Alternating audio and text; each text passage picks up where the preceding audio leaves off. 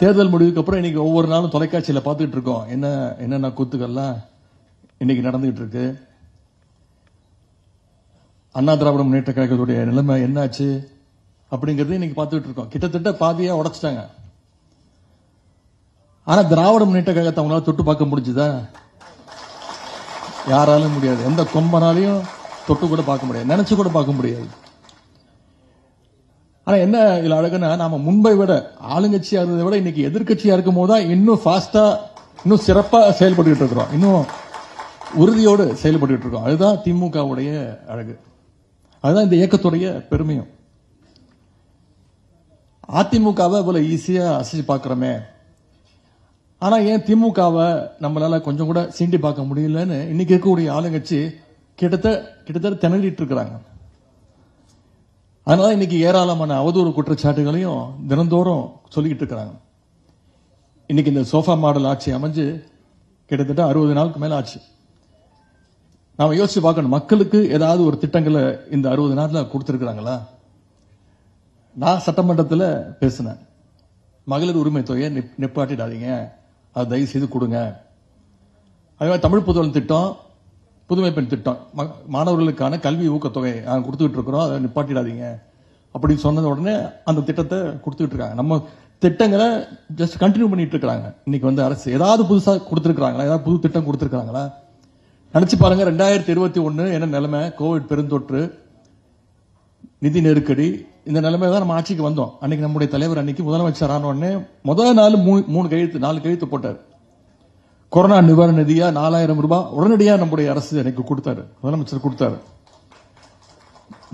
முதல் கையெழுத்து போட்டார். மகளிருக்கு விடியல் பயண திட்டம் முதல் கையெழுத்து போட்டாரு.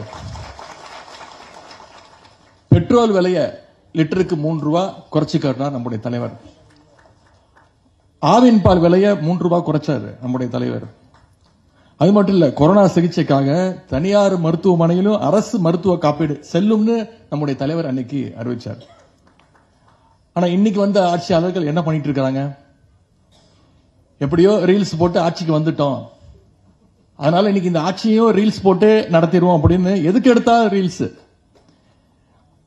சட்டமன்ற உறுப்பினர்கள் தொகுதிக்கு போனாலே பாதி சட்டமன்ற உறுப்பினர்கள் என்ன தொகுதின்னு அவங்களுக்கே தெரியல.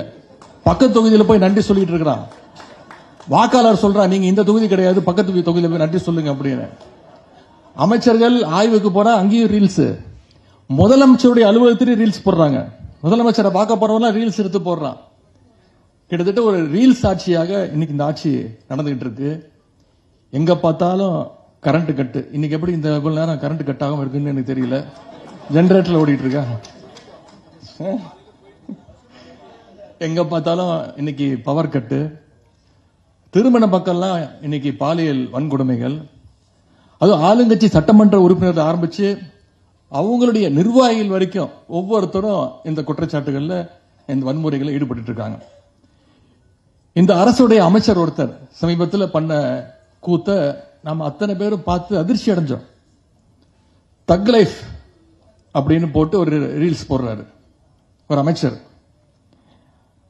ஐபிஎல் மேட்ச் பார்க்க போகும்போது 500 ரூபாய் நோட்டை வச்சு ஒரு மொபைல் போனு, கிரெடிட் கார்டு இதெல்லாம் வச்சு ஒரு மாத்திரைய பொடியாக்கி,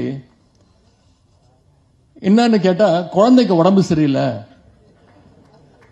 ஃபீவர், பாராசிட்டமால் மாத்திரைய பொடியாக்கி கொடுத்துட்டு இருக்கிறேன் அப்படின்னு ஒரு அமைச்சர் வந்து சொல்றாரு. இதற்கு இந்த அரசு ஏதாவது நடவடிக்கை எடுத்துச்சான்னு பாத்தீங்கன்னா எந்த நடவடிக்கையும் கிடையாது.